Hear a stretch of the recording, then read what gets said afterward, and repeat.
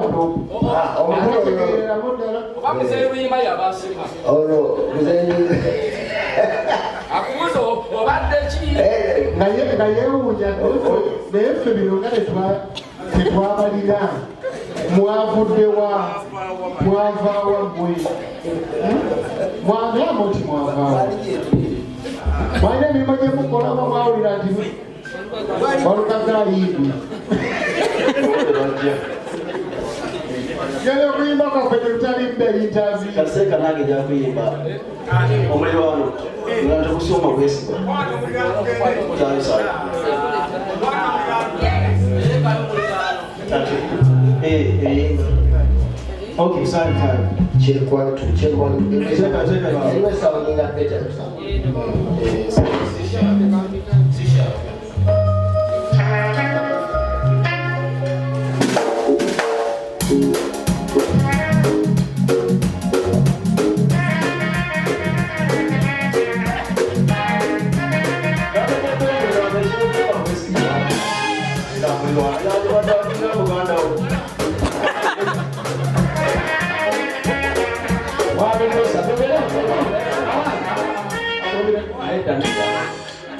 Yakobo mwagala okukola buli kimu.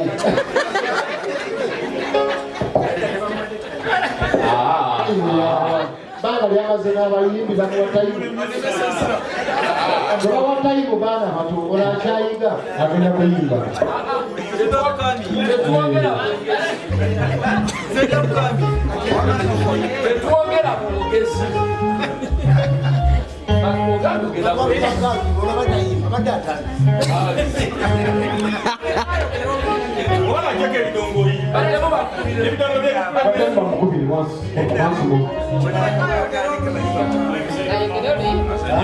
Mzee huyu dawa hivi waine fitina. Watu kadhaa kufitina. Tibagala fima kukambi. Bakukambi yapo lemesa. Ona atandike bali bayimbya kaba kutile mkwata fone yola hii. Ole abantu.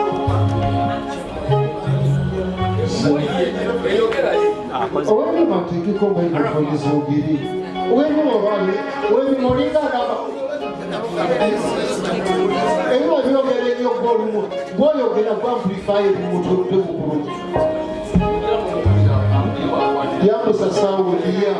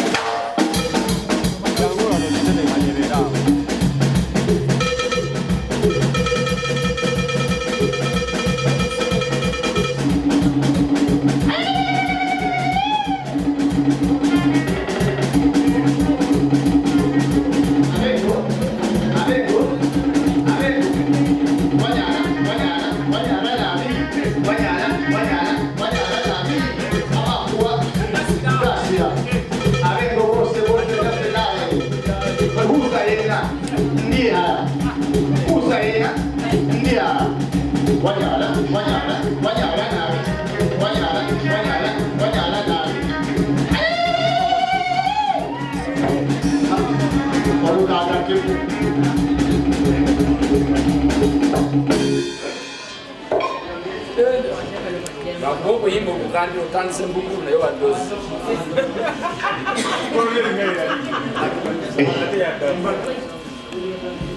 Mbaga.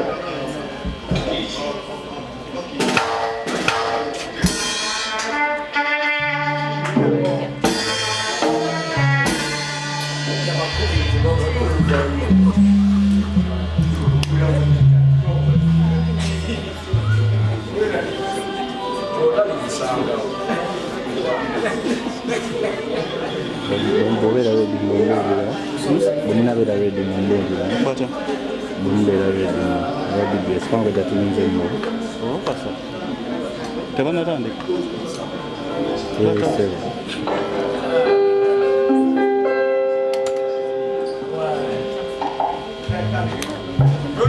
Wanji? Wendi wano kukido. Agenda kumbuliranga ngali ready.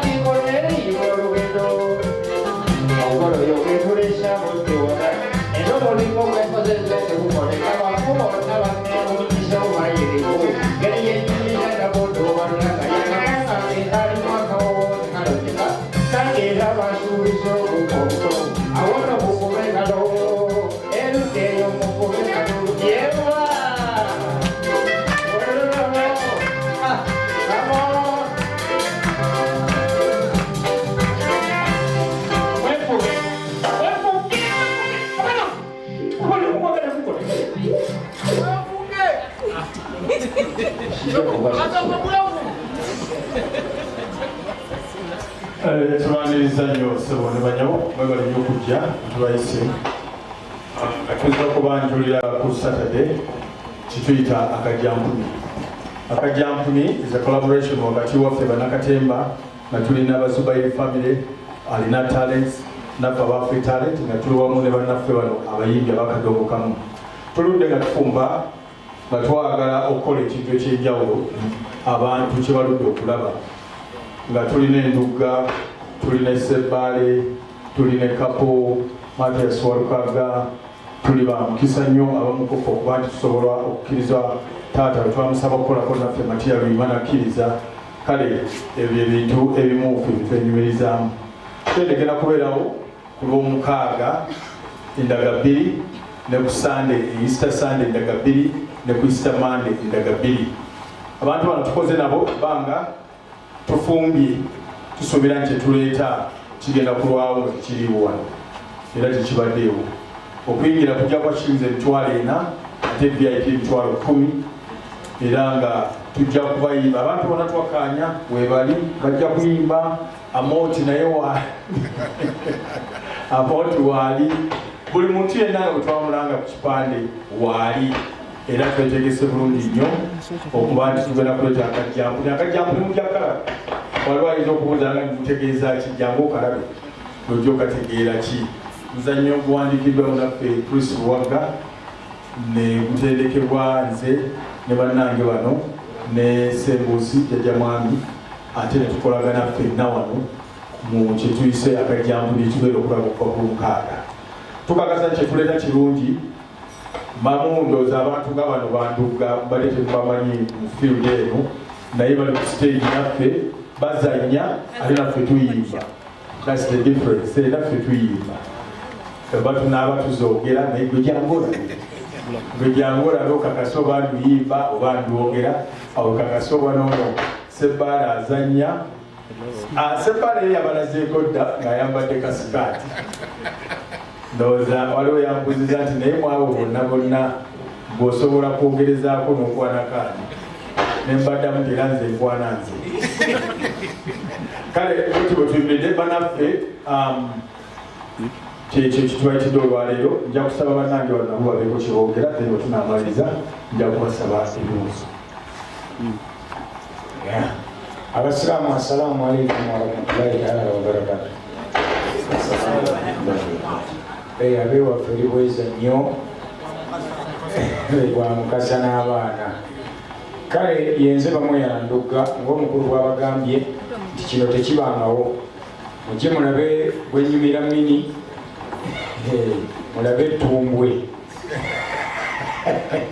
ebintu bigenda kuba byanjawulo ku bya bulijjo so nga ate tugenda kuba tuyimba ennyimba zaffe zonna tumanyi lwakuba kati byetabudde nti zirimu emizannyo tusaba mujjumbira ekintu kino ate naffe tugenda kuba basanyufu nga tukikola kuba tukikozesezza kwagala teri gwe bakase ate netwebaza era ne bannaffe bakifumbyefumbye kubanga ffe ennyimba tuziyiya naye ziteekamu emizannyo oluusi ne kibeera kizibu ate nga mubadde mu bimiisinga ennyimbi ajja nadduka buddusi nayimbamu ennyimba 3 n'agenda naye kati wano tuzze kukoleramu abagenda okubeera wano. nze nina ebigambo bitono nnyo ndi ku management ya Patipole Theatre eyongera obakowoola mwenna gye buli kubanga kino kijjobi kifumba mutuku kitokota si kisaanikire jangu weerabireko kino si kya bulijjo basaba mujje mukirabe ate mubuukinge mangu kubanga tiketi zatandise dde okutundibwa n'olw'ensonga eyo temulwawo mwanguwe.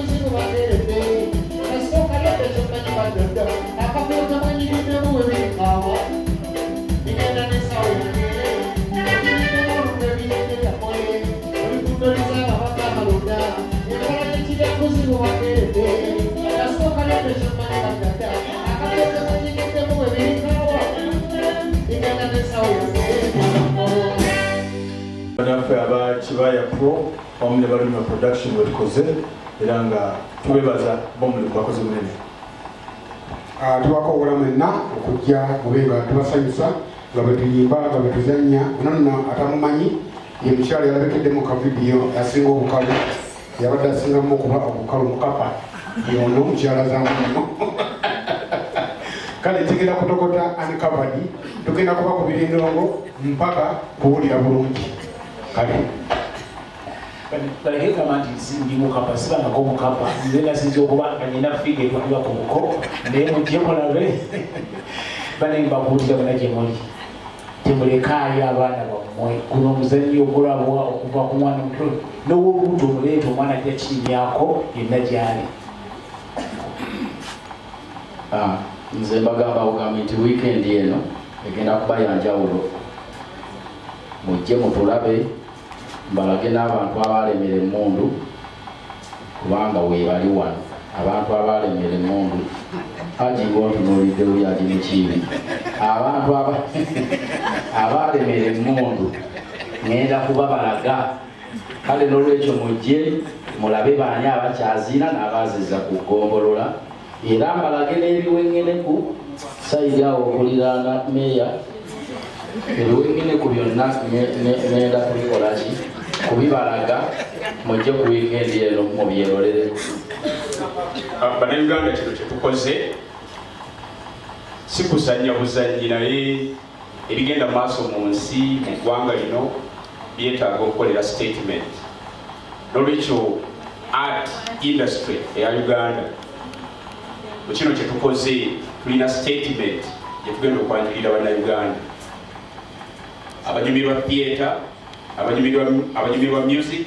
Statement eyo gisaba okulula ku Lwamukaaga endaga 2 ku Sande endaga 2 ne ku Mande endaga 2. N'olwekyo mubeewo mutegeere oba ddala omuzannyi wa firimu n'omuzannyi wa stage asobola okuyimba. Ndeese mannya ga Kabaka 72 nkona amakulu gaago.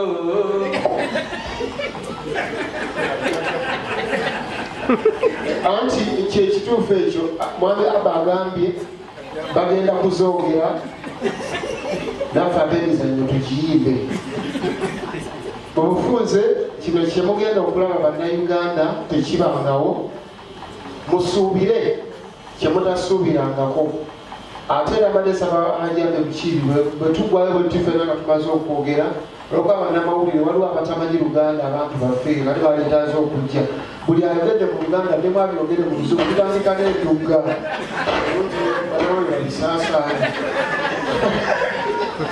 kabweyo ewokubiri kyemugenda okulaba temukiraba nga kakajjampuni kayitirivu nnyo. Fakti tukoze rehearsals okumala kumpi weeks nga 3 netegese bulungi nyimba mizannyo ogenda kulaba ennyambala nga yanjawulo stage nga yanjawulo ebivuga abakubi tubategese bulungi nnyo nti mugenda kulaba kyemutalabangako. Mufunze sijja kwogera nnyo nti akajjampuni kakutte eno oba kwogera ku kino naye gwe suubira gyotasuubirangako. Expect what you've never expected. Bannange abatulaba mwenna bannamwe abasobodde okudda ku lunaku lwaleero obubaka butuuse ekirungi buli twakiraba kati aliwo atulaba live nti akajjampuni kakoze katya ani atudde oluliwa microfoneerirawa kyekwantu bannaye mujje mutuwagire mujje mutulabe mulabe Amoti nga afaafagana n'abakulu bano.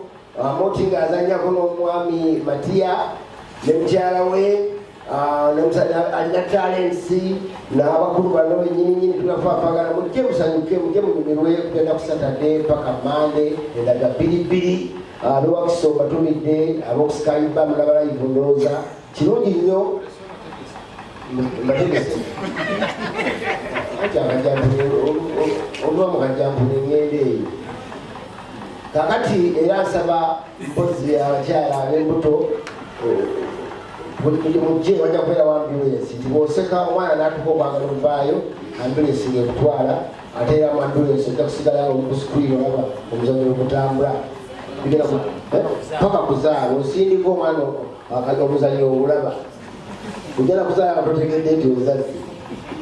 Lwaki microphone badde nkwakwaya ng'olizo oba ekuditekiza olina byonywa. Waliwo omukyala badde atudde obubi mu maaso awo.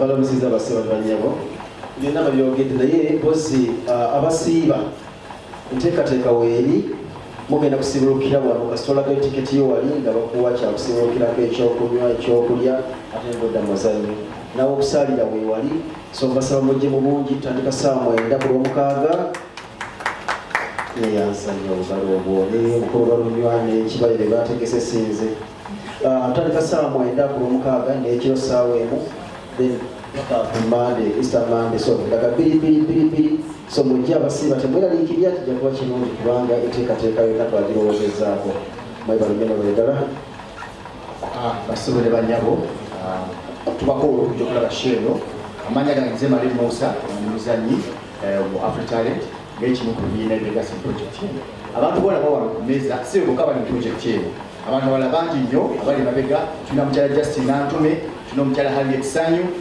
tulina abayimbi nga Shira Sekyanzi tulina Jack Kizito tulina bangi nnyo tetulinabo project y'amaanyi mujje tugenda kwata obudde bafuluma ate abala bayingira tuzira shows 2 emisana ekiro emitwalo 4 n'emitwalo 10 VIP tubalingirire amanya David Kizito Liakulu Nicholas kuno njagala bannange mujje mulabe munzijeko obujenjeno lwe muntaddeko muzisasula badongo okumanya kano kajjampuni kuno nja kubasasula naye njagala mwe mubeewo mubeere abajulizi mubeere bangi mweyabanya anange kajjampuni kennyini nganda byezinene sokolengere maali mujje mulengere maali yange mwangu kuba namanya agange ze Sauda batenda nakakawa omukadde atakadiwa biima banaye mwangu wagabakulu n'abatuku mujje mulabe emisono nze nkiikiridde abakyala bonna ennyambala kyekyo okubuulira kyekyo ekiwato kyekyo banaye mwangu obo kano kajjampuni amanya gange Matiya Lima tata w'abayimbi oba Mukasafiriya era njala kutandika okukoola abantu bonna ajja kutandikira nti koola fenye kansi owekimalama naabo olamba wekirango babadulu kansi owenakwero perekaliko owekasiiso zira bamuzaala owebukomola omuko weitotya owekatiti omuko yenasani mutuula kuno yalibasengawo owesolongo kityomulukande basajja mukule jajja owekitemu owejjokolera lusaka lwa mmesemba wekirango samusoni magato owemuyinje bannange kano kajjampuni buli bempise bonna tubeetaaga wano Mukaaga shows 2 ne ku Sunday shows 2 ne ku Monday shows 2 mulyoke mujje mulebe Sepiriya esooka okwambala gambusi Uganda wangweko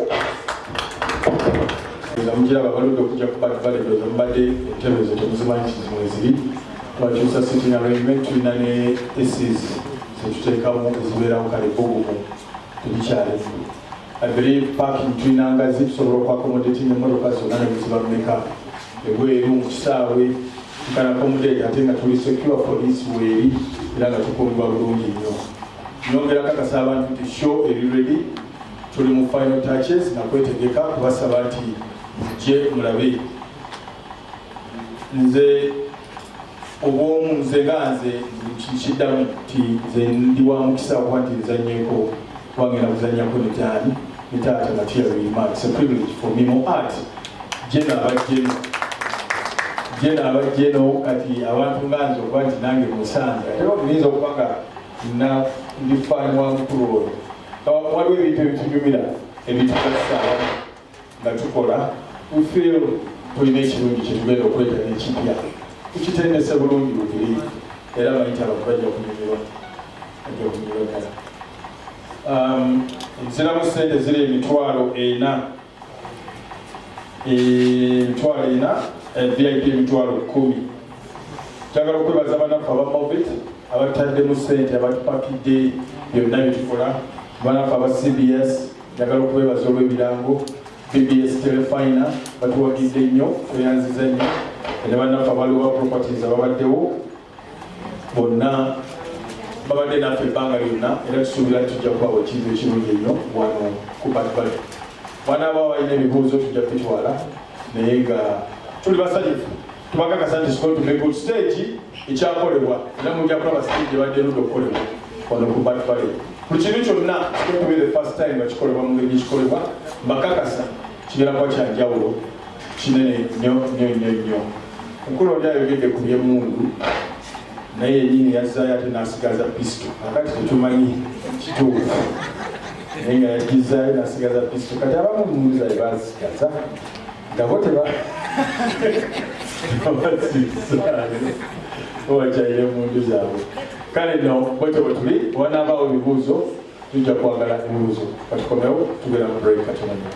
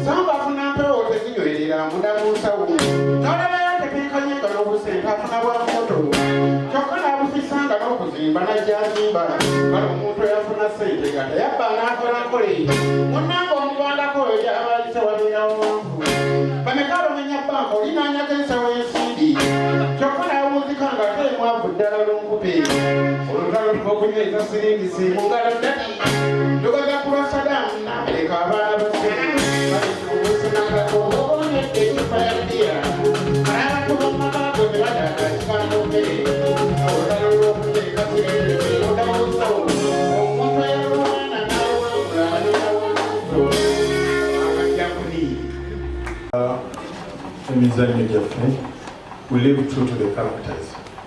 Mulwanga you character kigendo kuzanya abantu bangi badde bofere bigambo bingi oyo atambira mwana awaka waba school fees z'abaana baffe ne bagenda mu masomero ge baagala ate era ne kituleetera ne food to the table. So omuntu yenna yeewunyiza n'ayogera birabo bingi ku social media kandi naye abeera mwami nadda awaka yes era ayina n'abaana and everybody is comfortable with it. That's the way we work. And I live true to myself. By the way, I'm leading the personal life. I'm leading the life I want. I've always wanted to teach. I'm an artist and true to being an artist. I'm not shy about it. I only know wit in opposite to Yaradi. Me, I'm okay and I'm not good. But they're together busy. Together busy, so I get up to Babone. Moino kumanye vitu hivi. Tuwezanya character. Bwenvayo Mbeera. Era ku stage Mbeera character ne bopita abesichuka. Kwasibera. Tutegera when I go into a character, I dress that character and I be that character. Bwenjimaliza n'enfuluma nzira wali Mba Abi. Wali Mba Abi. Wanusiba. Mbamani katende bwenzanya muzanyo kulunga katende. Era kintu kimbazanyi. There's no problem. We are happy. What do I get is more? Tugenda kwambala mutyala. Kakuba, kakusawula mutyala mutyala. Twagala n'obukondo. Twagala n'obukondo. Eyali. Tegeko ne bibi. Director wa